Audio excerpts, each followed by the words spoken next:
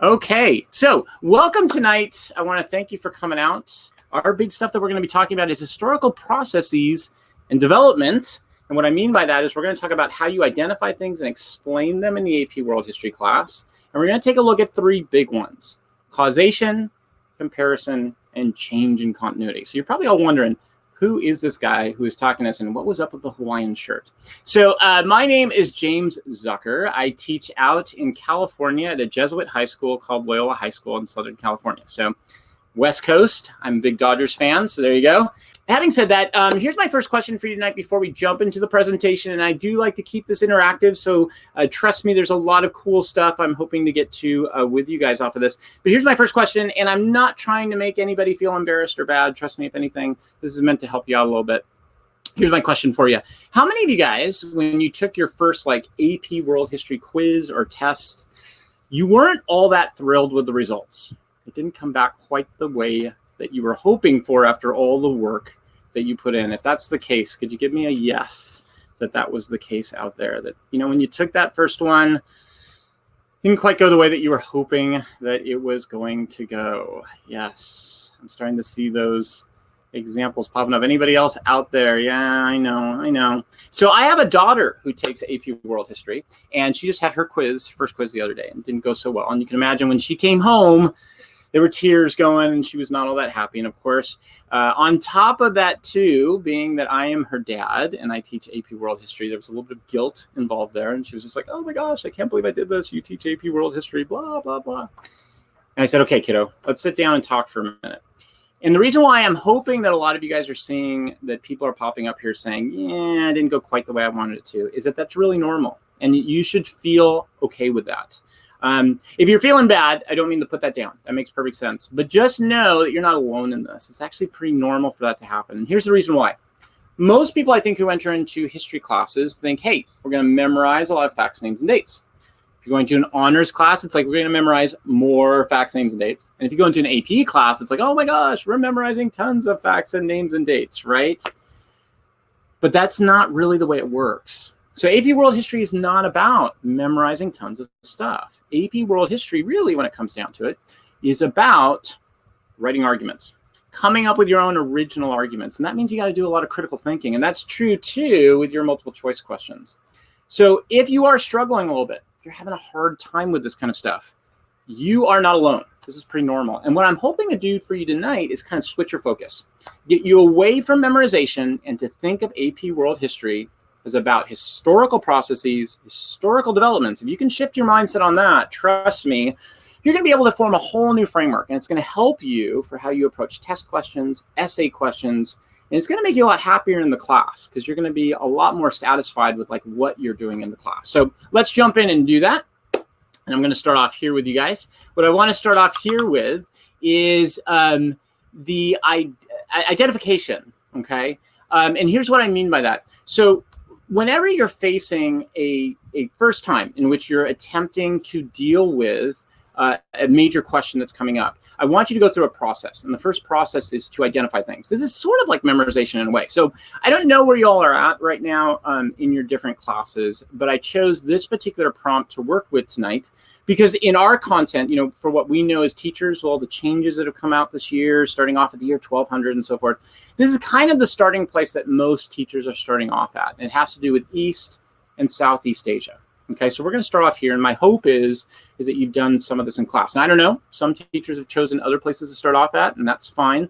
But this is where I wanted to start off with, and hopefully it will help you out a little bit. So actually, could you help me really quick and give me a sense if this is the case? How many of you guys, really quick, if you could put down in the chat box over on the right-hand side, could you put down if you have talked in your classes about China and Southeast Asia, if that sounds kind of familiar to you guys, because that'll help with some of the questions that I'll be asking in a few minutes. How many of you guys have studied a little bit about China and Southeast Asia at the beginning of school this year? Anybody, do you know about any of that kind of stuff? Yes! I was so worried that people had not gotten there. But Carmen and Vanessa, you are my go-to people tonight. Thank you so much. You are awesome. So they're going to help me out a little bit, and hopefully some other people can jump in too and help me out. When you start to think, so wait a minute, standardization. Oh, okay, cool. Awesome, Dylan. That's awesome. So yeah, Southernization actually is really central and foundational to this. And by the way, and you probably know this, being a world history veteran, Dylan, that actually Southernization takes place in places like Southeast Asia and East Asia. So you're going to be very easily able to jump into this conversation in just a second. So thank you, Dylan. So the process, here's the process. Whenever you guys get a question like the one you see up here, the first thing I think happens to most AP world history students is they freak out. And I have a guess as to why this is the case. They freak out because, number one, they take a look at that region and go, oh my goodness, East and Southeast Asia. Okay, let's see, there's Vietnam, there's Korea, there's China, and you start listing off in your head all these different countries, and you're like, I can't even remember where all these countries are, let alone I have to talk about every single one of them. Then the next point where you're probably freaking out is that you're going to look at these years and go, oh my gosh, 1200 to 1450, I got to talk about everything that happened over a 250-year range. How is that possible? Good news, you don't have to do either. You're not being asked to talk about everything that happened. What you're being asked to do is to identify the big themes, the big examples, the big core things that took place during this time. And that's where we're going to start off at. So I'm going to stop sharing for just a minute. Hopefully we can get back here because we're going to do a little practice off of this. Hopefully I can get back to, actually, wait a second. Let me go back. I am going to go back to my sharing, but what I'd like to do is I want to do some practice off of that Google slideshow that I got for you guys. So here's going to be my question. I want you guys, and if you guys can start doing this while I am playing around trying to get this correct, can you guys tell me some of the things you know about Asia and Southeast Asia, okay, during that time period, 1200 to 1250? So we're talking about the Sui, the Tang, and the Song empires. Okay, what do you guys know, or what do you guys remember was going on in China at that time? Let's see, I got something here. Sinification? Okay, cool. Yeah, awesome. What else do you guys remember from this time period? Do you remember culturally what was going on with China? Like, what are some of the things that are unique about China and Southeast Asia at this time? Like, what are the belief systems that they have, and what are the ways that they organize themselves socially and culturally? Anything coming up for you? Yeah, it looks like we're struggling just a little bit, or maybe people are taking some time to type it out, and that's cool. So let me put in a prompt. Maybe it'll help you out a little bit. One of the things I always remember is filial piety. Okay, you might remember that has to do with families, right? Do you remember what philosophy that had to deal with within China? Like what China, how they tended to organize themselves philosophically when they talked about things like family and filial piety? I know it's the beginning of the year, so maybe these things are a little tough to remember, but we got it. Awesome. Somebody just said it. Very cool. So we got Confucianism, right? Okay, nice. Were there any other, and I spelled that wrong. Come on, Zucker. It's not that late for me. I should be better than this. Does anybody remember there's another philosophy that was coming into China at this time period, had been coming in for some time, that was in conflict with Confucianism at this time period? You guys remember what that was? That's pretty important to what was going on in China at this time. Okay, I'll help you guys out a little bit. So Buddhism. Oh, hey, there we go. Carmen got it right before I did. Oh, nice. Good work, Dylan. So not only do we have Confucianism and Buddhism, but then we end up with a mixture that ends up taking place, which is Neo-Confucianism. Nicely done. Always like to see that. Okay, nice. Does anybody remember what China was doing during this time period? So Sui, Tang, and Song. What's like the commonality they were doing, like politically at this time period? How were they relating to other countries? Any ideas off of that? Because this is going to be pretty central to how we're going to deal with all these different historical thinking skills in just a minute, if we can get that down. Do you guys remember what the Sui, the Tang, and the Song were doing at this time? So the big thing that's going on at this time period is expansion, okay? And some of the places that they're expanding into would be places like Tibet, okay, Manchuria, okay, Vietnam, and Korea. Now, if a country's expanding at this time period, like the Sui, the Tang, and the Song were, then probably what's going to be the effect of that? Like, what would be an effect of having that kind of expansion take place between them and other countries surrounding around them? Any ideas off of that one? Okay. So as that takes place, the big thing that's going to start changing between countries is going to be increased trade. Okay, between countries. And that's going to be really important for our understanding of how we're going to do some of these thinking skills that we're going to talk about right now. So I'm going to go on back to my stuff. Oh, good. Awesome. Thank you, Carmen. And that is absolutely correct. So I'm just going back to my presentation so you guys will be able to see this. So you're absolutely correct. A big part that ends up happening as trade takes place is going to be an increased amount of religious and cultural expansion that takes place as well. And there's a reason why, sorry, as I'm getting myself all set up here again, there's a reason why that's going to be really important. And it has to do with our first thinking skill. So I want to jump into that really quick. Hopefully you guys are taking good notes off of this. I'm sure a lot of you guys in your classes have come across this because it tends to be the first place teachers go. So I want to talk a little bit about the first historical thinking skill, which is causation and effect. Cause and effect, right? And I know what you're thinking right now, Zucker. Your meme has a misspelling, and you're absolutely correct. It does. It has a horrible misspelling in it. Okay, effect has 2 F's, but I like the meme, so I decided to keep it anyways. Okay, so let's go ahead and talk a little bit about the cause and effect. So pretty much everybody gets this, right? When we talk about cause and effect, it's probably one of the easiest things for us to understand because we all know it's the case, right? Like I'm sure a lot of you guys who are out on the East Coast or on the West Coast, you're a few hours ahead of me. Right now you're thinking, hey, Zucker, when are you going to be done? Because I got to get my homework done. I got to get to sleep. I got school the next day, right? Pretty simple. The effect, you're going to school the next day. Cause, you're tired, you got to get some sleep. So cause and effect, pretty simple kind of stuff. But in history, it gets a lot more complicated than you might think. And I'll give you an example of this. So like in my class, when I talk to my students, I oftentimes will ask them something like, when we get close to the end of the year, we get to some pretty intense, cool stuff. So when we get to the 20th century, I'll say something like, okay, we're going to talk about modern day terrorism, right? And we've got to talk about how that comes about. So what are we going to do when we talk about causes for that? So inevitably a student raises his or her hand and they're going to say to me something along the lines of, oh yeah, that probably goes back to the Crusades. We talked about that a while ago in the class. That's got to be a major cause, right? That makes a lot of sense that a student would say that, except it's not really correct. And here's why.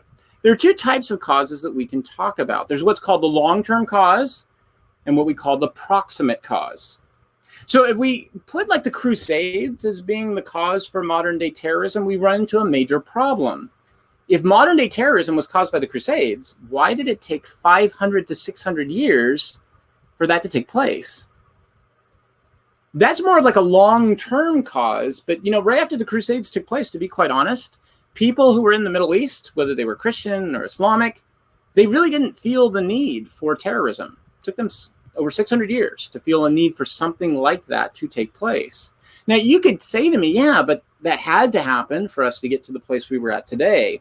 But the problem with that is everything has to have happened for us to get to the place that we're at today. And if we look at long-term causes that way only, we don't get much significance out of them.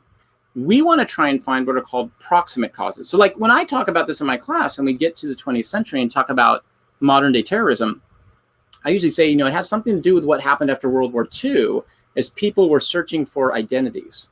So notice it's a much more proximate or much more local cause. Now, the same is true with effects. In the case of effects, we're probably not going to have just one effect. We're probably going to have like multiple effects that are going to take place. Now, you might be saying again, why does this matter? Why do we have to do all of this work and have like multiple causes and multiple effects? Well, to be quite honest, the reason why is it makes our writing a lot better. If we can come up with a lot of really complex causes, complex effects, we're going to have really good thesis statements and we're going to have really complicated body paragraphs. That's what we're going for, right? So let's talk about this for just a moment.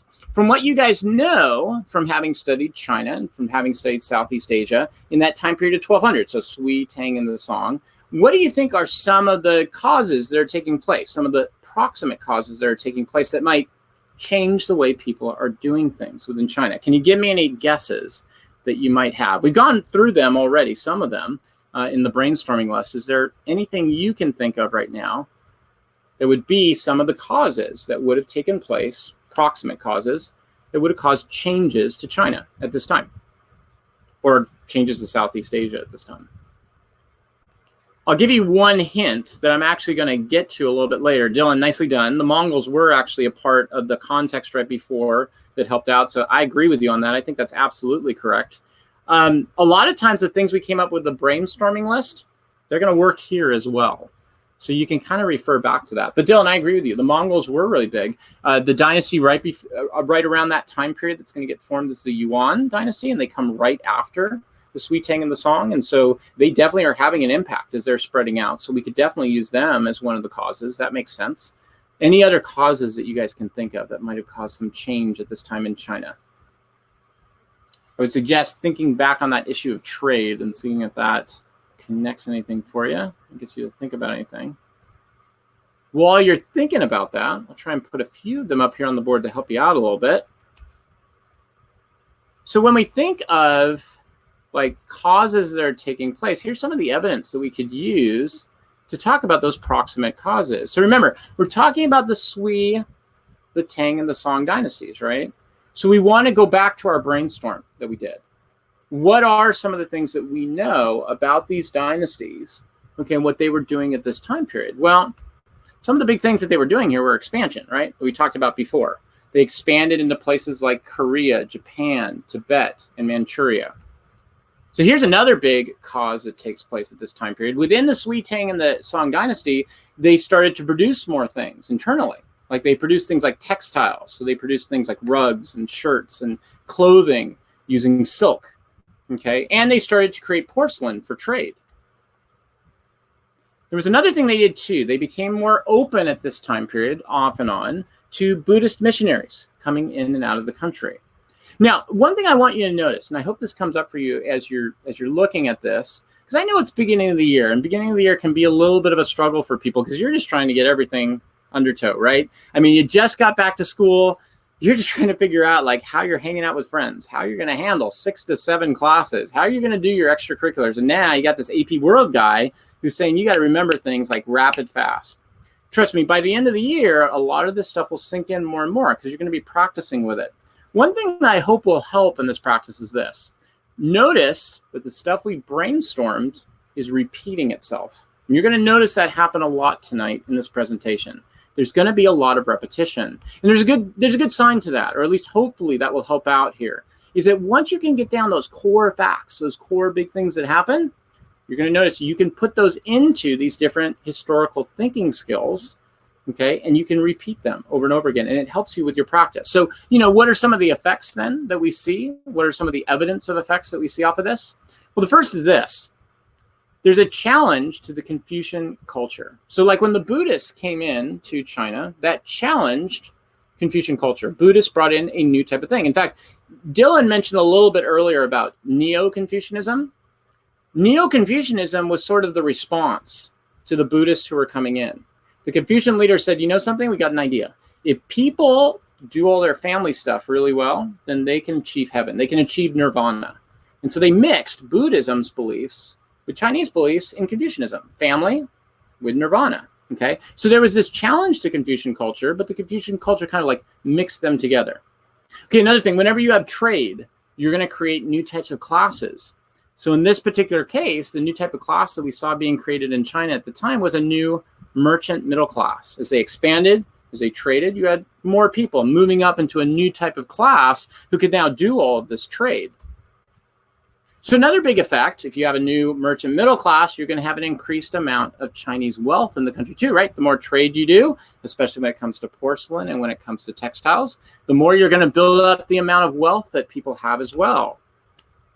And that means that we end up with these tensions in culture between Buddhists and Confucians. And remember, if we go back to our question, this really gets back to that, what the question was asking about. The question was asking about how identities and cultural things changed because of this, okay? Okay, let me stop for just a second because I've been talking now for a while, and I just want to give you a second. How are you guys doing? Do you have any questions about any of this? Is there anything that you're unsure of, or you're just like, Zucker, you talk way too fast. I'm not quite getting this. Is there anything you have as far as questions, either about the historical thinking skills or about the content itself that I'm giving to you guys? Or is this making sense to you guys so far? If it is making sense, you are always welcome to give me a thumbs up. Oh, thank you, Carmen. That's a great question. Yeah, no. That's really awesome. So Carmen asked a really cool question. Are religion and government at this time period, are they the same? Oh my gosh, Carmen, thank you. Okay, that helps. I wish I knew that. I'm so sorry. So, okay, so your relays are just kind of delayed. Okay, so you're going to hear this in a few seconds then. I am so sorry. I'm glad that I know that now. That helps me out a lot. But let me go back to Carmen's question, because Carmen's question is really excellent. Are religion and government one and the same at this time? Yes, absolutely. This is one of the biggest mistakes made by people when they study the past. We take what we believe in today and put it out on the past. Okay, so we believe here in America, for good or for bad, we believe that government should be separated from religion. Okay, and maybe that's a good thing, maybe it's a bad thing. We could have a debate on that. If it was a philosophy class, AP government, we could definitely debate whether or not it's a good or bad thing. That's not really the point. In the past, governments never, that was not even an idea to them. For a government like China, China really didn't follow religion. They followed a philosophy, Confucianism. But to them, politics, identity, religion, philosophy, they all mix together. And you really can't separate those things out. They are central to a person's identity. For us today, we tend to separate government from religion because we don't want government to corrupt religion and we don't want religion to corrupt government. That's our belief system. The belief system of the past was that government and religion have to be fused together because that's what gives people their identity. It gives them a common unity. So like for the Chinese at this time period, the notion of filial piety, that families are central to our identity and that we have responsibilities to our family. If you take that away from people, if you say, the government should be separated from that, right? The Chinese would say, well, then what do you have? How are you supposed to organize your society? The only way you organize your society through government, through politics, is to give people a sense of identity first, and then organize your political system around that. And in fact, that's what kind of Confucius preached. Confucius preached that the best way you can organize people is not through force. That was the Chinese legalists. Confucius preached that the best way you can organize people is through family relationships. I mean, you guys know this, right? I mean, if I were to ask you, how are things going with your family? You know, everybody has a different way of relating to family. I get that. And we have different types of families today, and that's all good. But if I were to ask you guys right now, do your families fight? Yeah, we have fights. Do you guys make up? Yeah, we make up. And what happens when you do? We move forward together, right? Because you guys work together, you live locally with each other, you help each other out. That was Confucius's idea. So you can't have government separated from identity. So Carmen, you asked another question. This was a strategy of state building. Religion is a way to unify and keep control. That's a really good question, Carmen. And it's a tough one to answer. It's actually much more complicated. Carmen, I got to give you some applause. That's a really good question. And here's why. So in world history, you can get the more like cynical approach and you can get the more like naive approach maybe off of this. One approach would be, hey, look, it's all about self-interest and state building, right? People do this in order to control other people. The other side is to say, no, it's all about people really believed this stuff and they used it all the time because it was central to their belief. I think personally the answer is somewhere more in the middle. And here's what I mean by that. I think the people at this time period, generally speaking, people believed it. Confucians believed Confucianism. Christians believed Christianity. Muslims believed Islam. It is a part of their identity. At the same time, there's a structure that comes out of it. There's sort of like, I'll introduce you to a big word here. Definitely use this in your class. Your teachers are going to love it. There's what we call a utility, okay? Meaning when we do something, there is a function or a purpose that makes things happen. So even if I intend that I really believe in Confucianism, the utility of believing in that creates unity and cohesion within the society. And when I see that take place as a Confucianist, I say, yep, that's what I'm going for. And when the Buddhists come in and they start to say, wait a second, you're supposed to be reaching for nirvana. You're not supposed to be like obsessing with all the changes that are taking place in this world. You're supposed to be doing what Buddhists call detachment. Break away from those changes because that's what's going to give you true enlightenment. Okay, as a Confucianist, that's going to freak me out because I can't have people breaking away from family. I need them to attach to family because in my mind, family gives us cohesion. Family gives us unity, right? So, Carmen, to answer your question, I would say it's somewhere in the middle. It's both a sincere belief for people, but it's also definitely a utility in creating a strong state. Does that make sense? Great. Awesome. Thank you, Carmen. Okay, so what I'm going to do is I want to go to the next slide, but please feel free, guys, to interrupt and ask great questions like Carmen just did because that was just so awesome. I love it. I love it. Okay, here's the next big historical development or process I want you guys thinking about. So I know we're switching over. I'm so sorry. This is going for an hour. It's a long time, especially when it's late at night. I am so sorry. But hopefully this is going to be helpful for you guys, and it's going to make a lot of sense. It has to do with continuity and change. So I have a big philosophical question for you guys. See what you guys think about this. Are you still the same person when you were 10 years old, 15 years old? Or do you think you will still be the same person when one day you are 25 years old? Are you going to be the same, or do you think you're going to be a totally different person? What do you think off of that? Big old philosophical question here. Dylan is like, heck no, not in the slightest. I'm going to be a totally different person. Awesome. Okay, Dylan, I was just wondering, while I'm waiting for other people to respond, if you could tell me why. Why do you think you're going to be a totally different person? And hopefully some other people will jump in at all. Carmen's like, no way, man. Come on. I grow every day. That's what happens with people, right? We are changing all the time. Totally agree with you on that. That's absolutely correct. What do you guys think, though? Could you give me some reasons why you are a different person? You are not the same person. Darn it, Zucker, I'm not going to be the same person when I'm 25. That is not going to happen. I'm a very different person. I promise you. If you were to call me up at that time, it's going to be a different story altogether, right? Why? What's your reason why you would be this different person? Okay, here we go.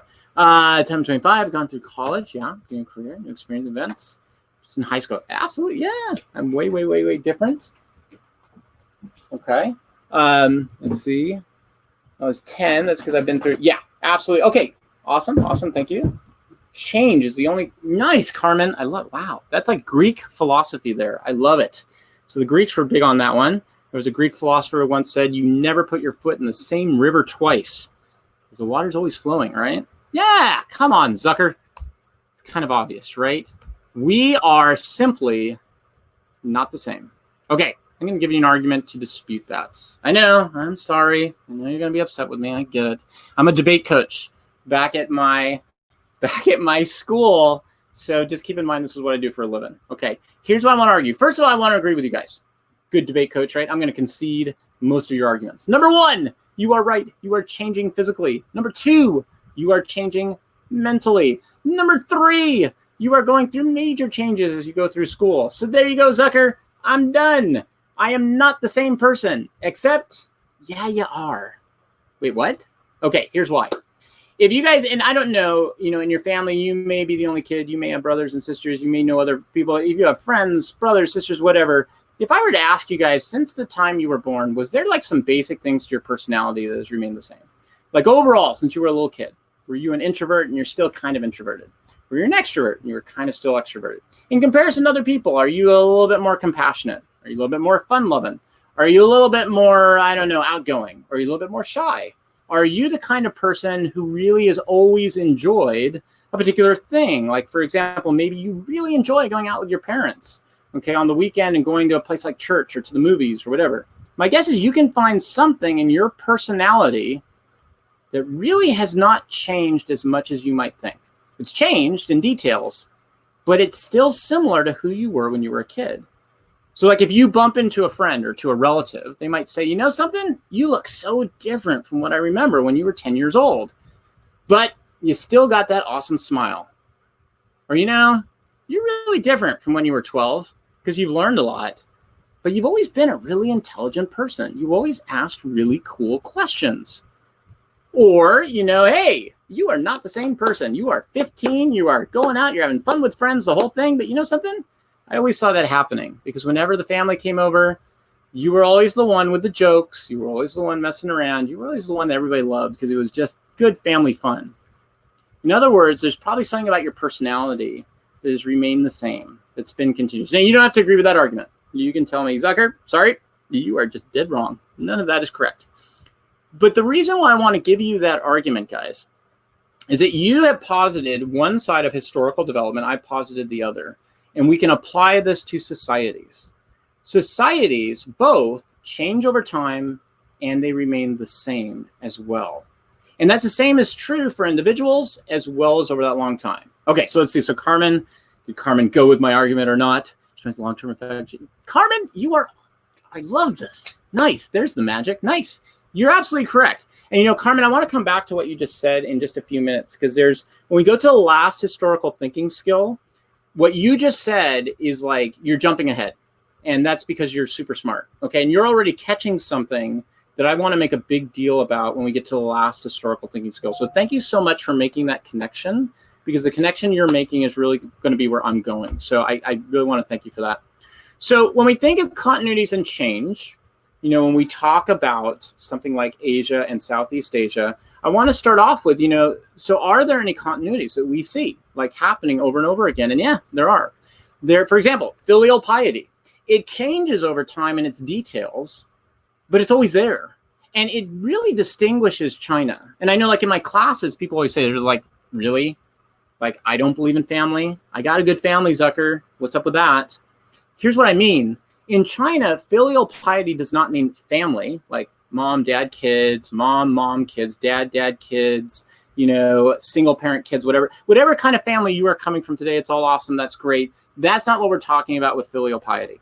What I'm talking about with filial piety is you have responsibilities to an expanded family of 10, 15, 20 people, and you might even live together, because what's central is your responsibilities to that extended family. That's Chinese identity that comes from Confucianism, and it even goes further back in Chinese histories to things like ancestor worship, where when your ancestors die, you give them reverence because they look over you. It's central to Chinese identity, and it does not go away, which means that there's another major continuity that takes place, and it's called deference, or respect to authority. We've got responsibilities to people in our family, then we have to show deference to the people who are above us. Which brings up another one that's really important, patriarchy. Yeah, fight the patriarchy, right? But patriarchy is so important throughout most of world history, and it's so essential to China. If people have to show deference to people who are in authority above them, well, you can imagine in the time period we're talking about, 1200 to 1450, that means a male sort of like father image. And so patriarchy is going to be a continuity within this time period, right?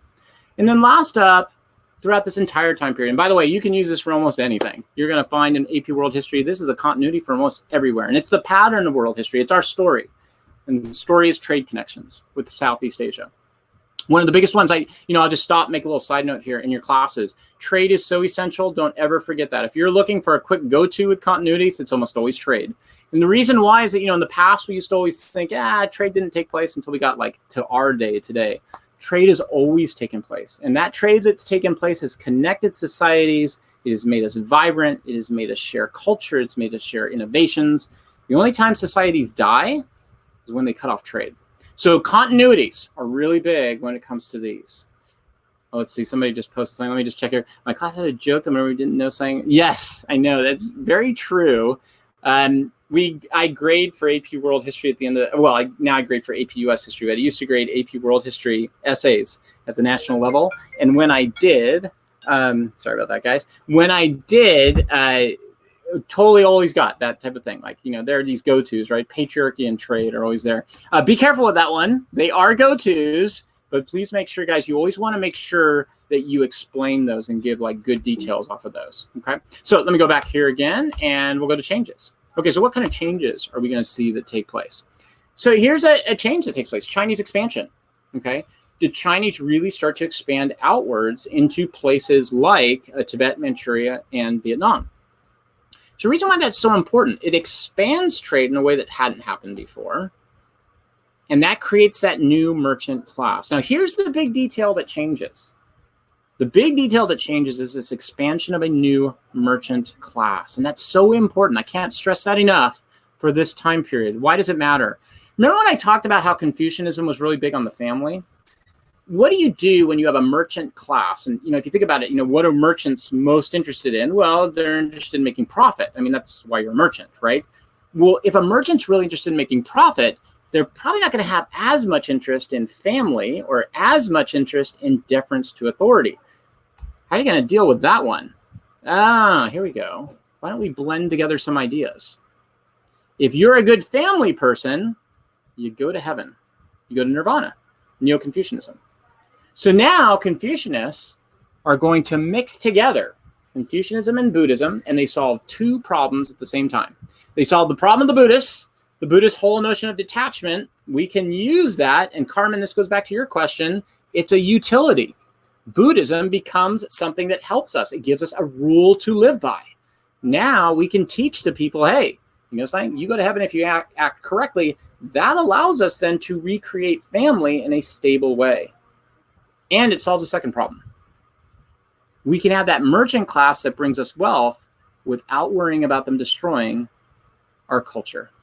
Pretty cool, huh? Okay, let me stop for just a second. I just threw a lot of stuff at you. Any questions that you guys have or anything coming up for you at this point? Because there's a lot of stuff that I'm throwing at you. I want to make sure that you guys got all of it. Do you have any questions about continuities and change, how to come up with continuities and change, how to like generate them? Okay, let's see here. This sounds like it won't end well. This big intertwining, I could be wrong. But isn't it human nature to want to be on the better side? Carmen, really quick, what do you mean by the better side? Because I just want to make sure I understand your question before I answer it. Because that sounds like a really good question, but I just want to make sure I got it. So just because of time, I'll start answering it. And then if she does post, I will give a little bit of a better answer, I promise. So Carmen, your question, is it a bad thing that we are seeing these religious beliefs intertwining? Because gosh darn it, we know when that happens in society, there are bad things that can happen between people. Well, it depends. There have been times in society where the intermixing of ideas has led to some really bad consequences. I'll give you an example. And maybe you guys have studied this, maybe you haven't. In Mughal India, you probably haven't gotten there yet, so these are probably terms that don't make much sense. In Mughal India, there was a great ruler called Akbar who mixed together Hinduism and Christianity and Islam and created this amazing belief system. And then that led to people who were very sincerely Islamic, very sincerely Hindu, to be very upset about that. So in that case, that kind of led down a corridor that offended people, right? So it can lead in that direction.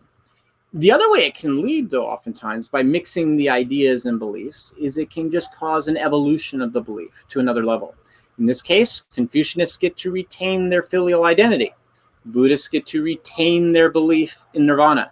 And the common person, he gets to go about, or she gets to go about leading their life thinking, hey, I'm going to hit nirvana off of this. So they're happy too. So in that case, the utility works for everybody. So be careful with these rules. You never want to establish them and say, it probably works for everybody.